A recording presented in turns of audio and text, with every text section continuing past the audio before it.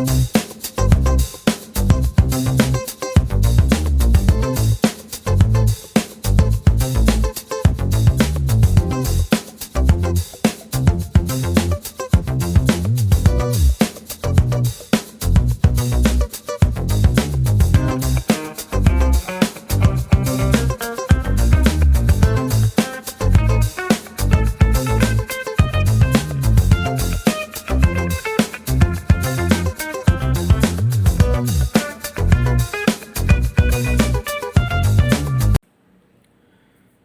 morning, dear students. All are welcome to next class of Accounting for Management. അപ്പോൾ നമ്മളിന്ന് discuss ചെയ്യുന്നത് chapter 4-ലെ second പാർട്ടാണ്. Fund flow statement ആണ് നമ്മൾ discuss ചെയ്തുകൊണ്ടിരിക്കുന്നത്. കഴിഞ്ഞ ക്ലാസ്സിൽ പറഞ്ഞ കാര്യങ്ങളൊക്കെ ഓർമ്മയുണ്ടാവുമെന്ന് വിചാരിക്കുന്നു. അപ്പോൾ ഇന്ന് നമ്മൾ ഡിസ്കസ് ചെയ്യുന്നതിൻ്റെ പ്രിപ്പറേഷൻ സ്റ്റേജാണ്. അപ്പോൾ അതിലേക്ക് പോകുന്നതിന് മുമ്പേ ഇതുവരെയുള്ള ക്ലാസ്സുകൾ കാണാത്തവർക്കായി അതിൻ്റെ ലിങ്ക് താഴെയുള്ള ഡിസ്ക്രിപ്ഷനിൽ ചേർത്തിട്ടുണ്ട്. അപ്പോൾ അവിടെ പോയിട്ട് ക്ലാസ്സുകൾ കണ്ട് മനസ്സിലാക്കുക. ഓക്കെ, അപ്പോൾ നമുക്കിനി ഇന്നത്തെ ക്ലാസ്സിലേക്ക് പോവാം. അപ്പോൾ ഇന്ന് നമ്മൾ ഡിസ്കസ് ചെയ്യുന്ന പ്രധാന ടോപ്പിക്ക് ഈ ഫണ്ട് ഫ്ലോ സ്റ്റേറ്റ്മെൻറ്റ് എങ്ങനെ പ്രിപ്പയർ ചെയ്യാം, അതിലെ സ്റ്റെപ്സാണ് മനസ്സിലാക്കേണ്ടത്. അപ്പോൾ എല്ലാം കൂടെ ഒറ്റ ക്ലാസ്സിൽ മനസ്സിലാക്കുക എന്നുള്ളത് ഇമ്പോസിബിളാണ്. അതുകൊണ്ട് ഒരു 2-3 പാർട്ടായിട്ടാണ് ഞാനിത് അറേഞ്ച് ചെയ്തിട്ടുള്ളത്. അപ്പോൾ എല്ലാം കൃത്യമായിട്ട് കാണുക. ഓക്കെ, അപ്പോൾ അതിൽ ഒരു ഫസ്റ്റ് സ്റ്റെപ്പ് എന്ന് വെച്ച് കഴിഞ്ഞാൽ schedule of changes in working capital എന്ന ഒരു ഷെഡ്യൂളുണ്ട്. വർക്കിംഗ് ക്യാപിറ്റലിൽ ചേഞ്ച് കാണിക്കുന്ന ഷെഡ്യൂൾ, അതിൻ്റെ പ്രിപ്പറേഷനാണ്. അപ്പോൾ നമ്മളതാണ് ഈ ക്ലാസ്സിൽ പ്രധാനമായിട്ടും ഇന്ന് മനസ്സിലാക്കുന്നത്. അപ്പോൾ ഇതിലെ സ്റ്റെപ്പിനെ പറ്റി പറയുകയാണെങ്കിൽ there are 4 steps in the preparation of A fund flow statement. ഇതാണ് 4 സ്റ്റെപ്പുകൾ. ആദ്യം നമ്മൾ ഈ പറഞ്ഞ പോലെ ചേഞ്ചസ് ഇൻ വർക്കിംഗ് ക്യാപിറ്റൽ കാണിക്കുന്ന ഒരു ഷെഡ്യൂൾ അല്ലെങ്കിൽ സ്റ്റേറ്റ്മെൻ്റ് എന്ന് പറയാം, അത് പ്രിപ്പയർ ചെയ്യുന്നു.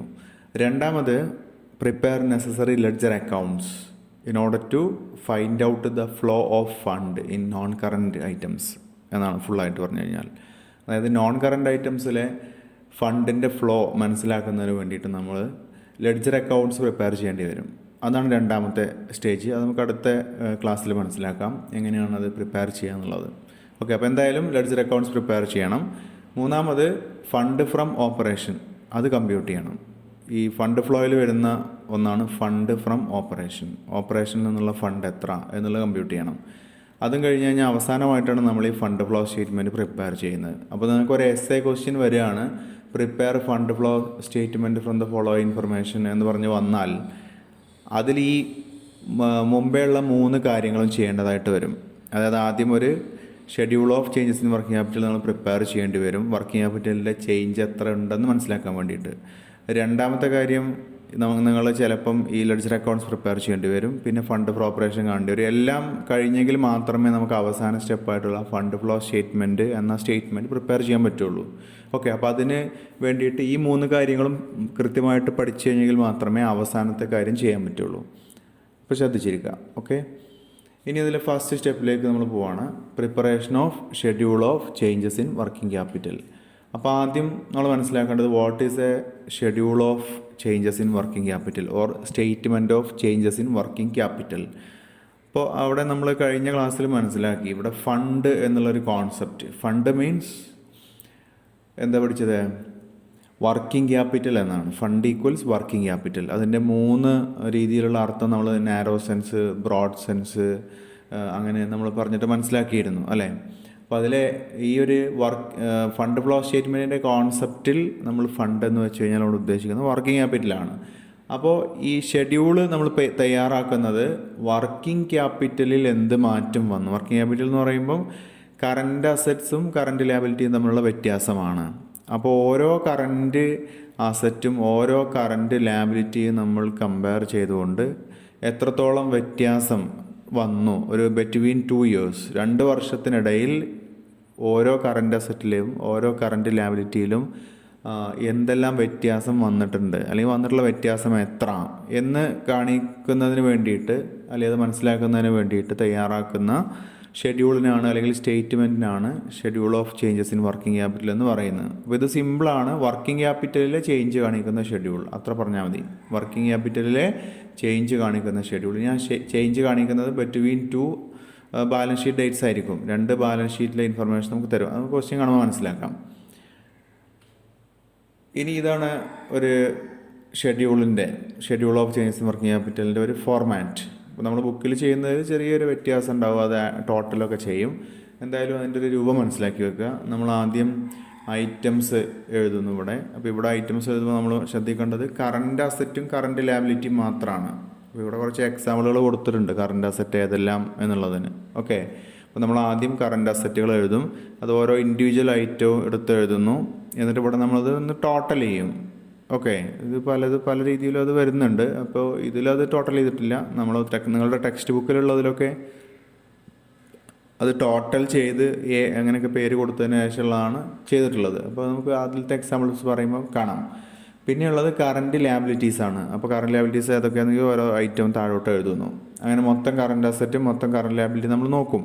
എന്നിട്ട് അത് തമ്മിലുള്ള ഡിഫറൻസ് എടുക്കും. ഈ ഡിഫറൻസ് ആണ് വർക്കിംഗ് ക്യാപിറ്റൽ.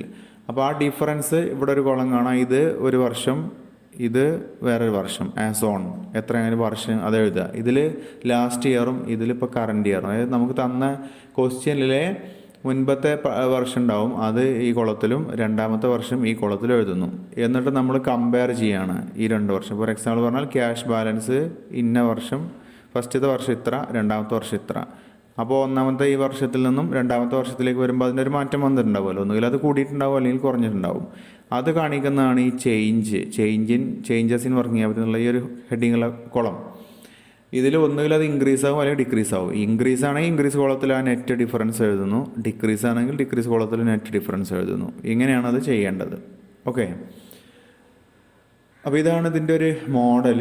അപ്പോൾ ലാസ്റ്റ് നമുക്ക് ഈ 2 വർഷത്തെ ടോട്ടൽ വർക്കിംഗ് ക്യാപിറ്റൽ എടുത്താൽ ഈ ഒന്നാമത്തെ വർഷത്തിലും ഒരു വർക്കിംഗ് ക്യാപിറ്റൽ ഉണ്ടാവും, രണ്ടാമത്തെ വർഷത്തിലും ഒരു വർക്കിംഗ് ക്യാപിറ്റൽ ഉണ്ടാവും. എന്നിട്ട് അവിടെ നമ്മളത് കമ്പയർ ചെയ്യുന്നു. അപ്പോൾ ഒന്നാമത്തെ വർഷത്തിലെ വർക്കിംഗ് ക്യാപിറ്റലിനെ അപേക്ഷിച്ച് രണ്ടാമത്തെ വർഷത്തെ വർക്കിംഗ് ക്യാപിറ്റലിൽ എന്ത് സംഭവിച്ചു, കുറഞ്ഞോ കൂടിയോ എന്ന് നമ്മൾ പരിശോധിക്കുന്നു. എന്നിട്ട് അത് നമ്മൾ അതിൻ്റെ റിസൾട്ടായിട്ട് എഴുതുന്നു. അപ്പോൾ ഇതിൻ്റെ ആകെത്തുക എന്ന് പറഞ്ഞു കഴിഞ്ഞാൽ ഈ ഒരു ഫിഗറാണ്. ഈ 2 വർഷത്തെ ടോട്ടൽ വർക്കിംഗ് ക്യാപിറ്റലിൻ്റെ ഡിഫറൻസ് എത്ര എന്നുള്ളതാണ് നമ്മൾ കാൽക്കുലേറ്റ് ചെയ്യുന്നത്. ഓക്കെ, പിന്നെ നമുക്ക് അതിൻ്റെ പ്രോബ്ലംസ് ഒന്ന് മനസ്സിലാക്കാനുണ്ട്. അപ്പോൾ ഒന്നുകൂടെ ക്ലാരിറ്റി കിട്ടും. ഇനി ഇത് പ്രിപ്പയർ ചെയ്യുന്നതിൻ്റെ റൂൾസാണ്. Rules of preparing the schedule. ഇവിടെ കുറച്ച് കാര്യങ്ങൾ മനസ്സിലാക്കാനുണ്ട്.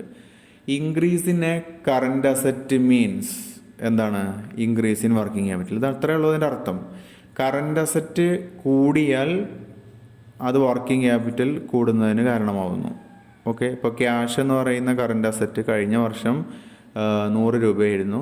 അത് ഈ വർഷം 110 ആയി എങ്കിൽ 10 രൂപയുടെ ഇൻക്രിമെൻ്റ് ഉണ്ടല്ലോ, 10 രൂപ ഇൻക്രീസ് ചെയ്തു. അപ്പോൾ അത് വർക്കിംഗ് ക്യാപിറ്റൽ കൂടി എന്ന് തന്നെയാണ് അർത്ഥം. ഡയറക്റ്റാണ്. ഒരു കറണ്ട് അസറ്റിൽ വർധനവ് വന്നാൽ വർക്കിംഗ് ക്യാപിറ്റൽ വർദ്ധിച്ചു. ഇനി decrease in a current asset കുറഞ്ഞാൽ വർക്കിംഗ് ക്യാപിറ്റൽ കുറയും.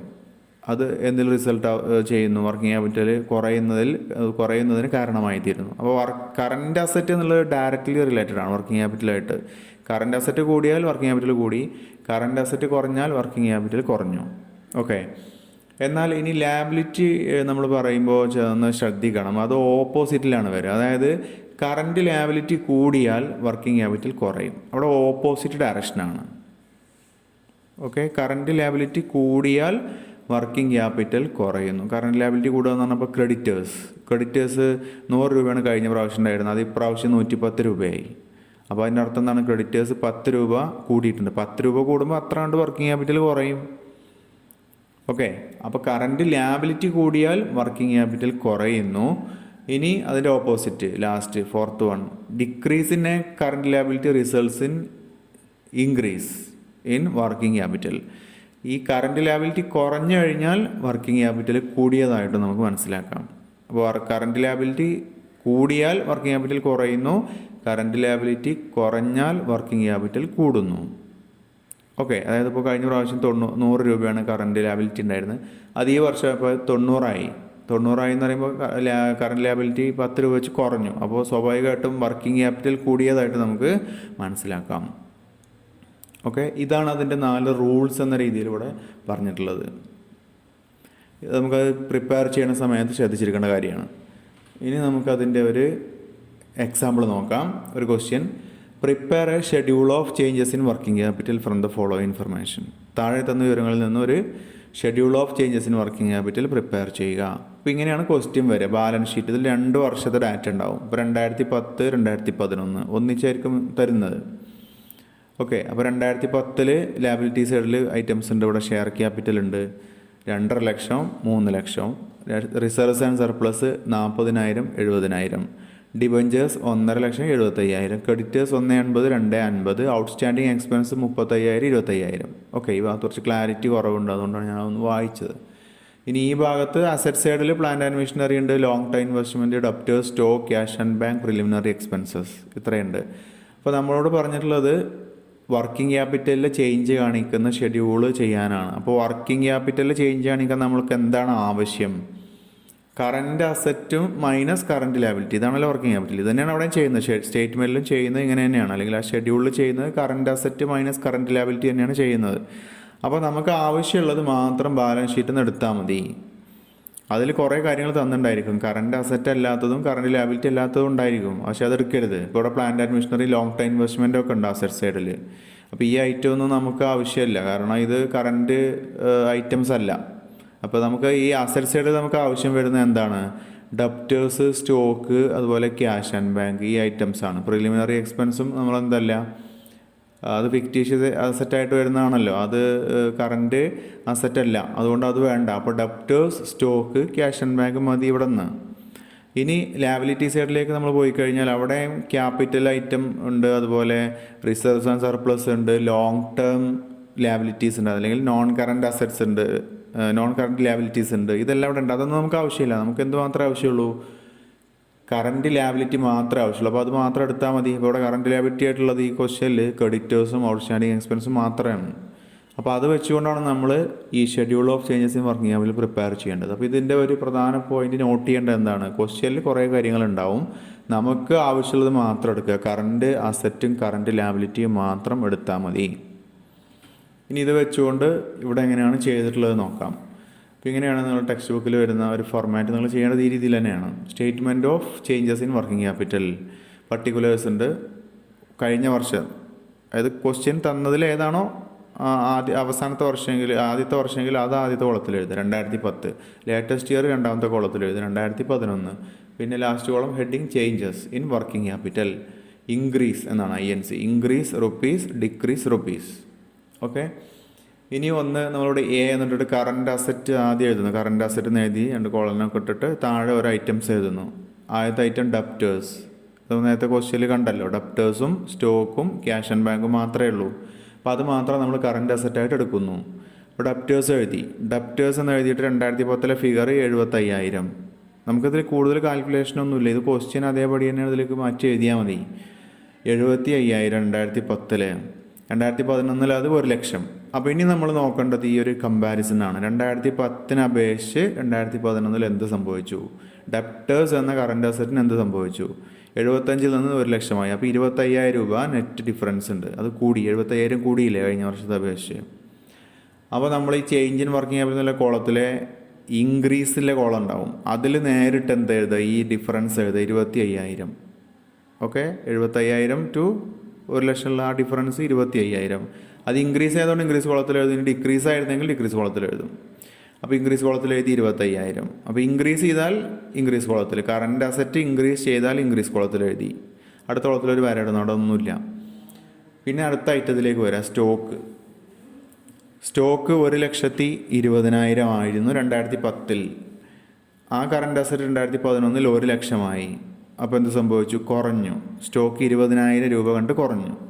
അപ്പോൾ അതിന് നേരെ ഡിക്രീസ് കോളത്തിൽ എഴുതുക, 20,000. കറൻറ്റ് അസറ്റ് കുറഞ്ഞാൽ കുറഞ്ഞ കോളത്തിൽ തന്നെ എഴുതുന്നു. മനസ്സിലായാലോ? ഒന്നാമത്തെ കോളത്തിലൊരു വര ഇട്ടു, അല്ലെങ്കിൽ അവിടെ ഒന്നും എഴുതണമെന്നില്ല, നിർബന്ധമില്ല. മൂന്നാമത്തെ കാര്യം ക്യാഷ് ആൻഡ് ബാങ്ക് ആണ്. അത് 2010 മൊത്തത്തിൽ 60,000 രൂപയുടെ ക്യാഷ് ആൻഡ് ബാങ്ക് ഉണ്ട്. 2011 ആയപ്പോൾ അത് 85,000 ആയി. അപ്പോൾ എത്ര കൂടി? 25,000 കൂടി.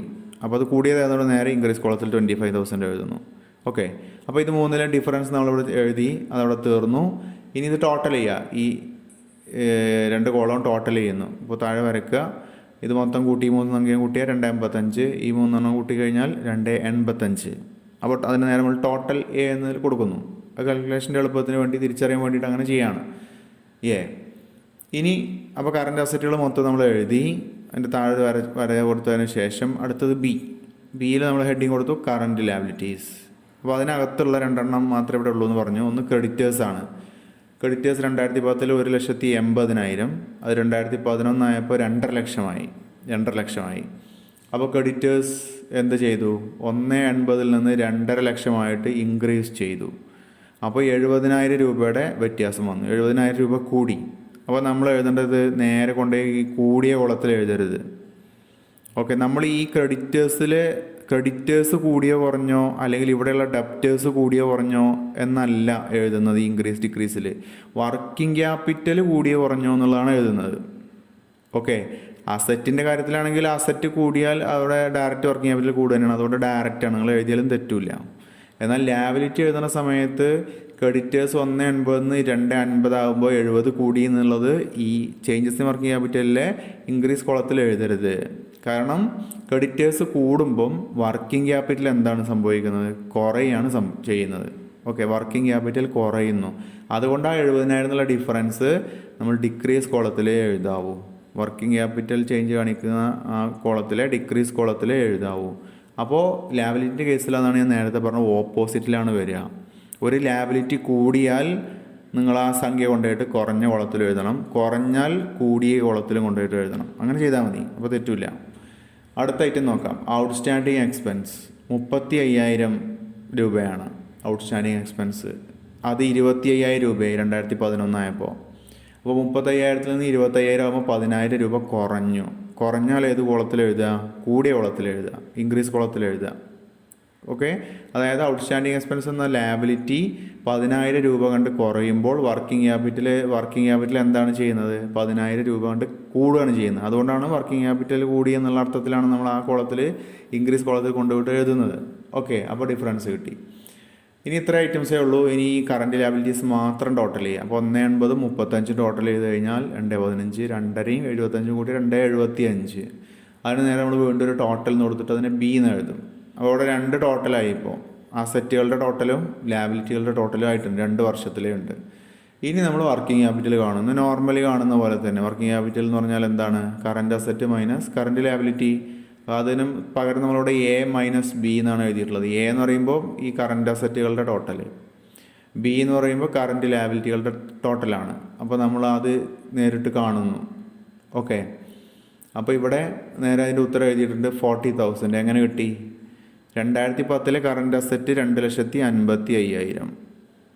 ഓക്കെ, മൈനസ് 2010 തന്നെ കറണ്ട് ലാബിലിറ്റി മൈനസ് ചെയ്യുന്നു. അപ്പോൾ 2.55 കറണ്ട് അസറ്റിൽ നിന്ന് 2.15 കറണ്ട് ലാബിലിറ്റി മൈനസ് ചെയ്യുന്നു. അപ്പോൾ നമുക്ക് ബാലൻസ് എത്ര കിട്ടും? 40,000 കിട്ടും. മനസ്സിലായല്ലോ?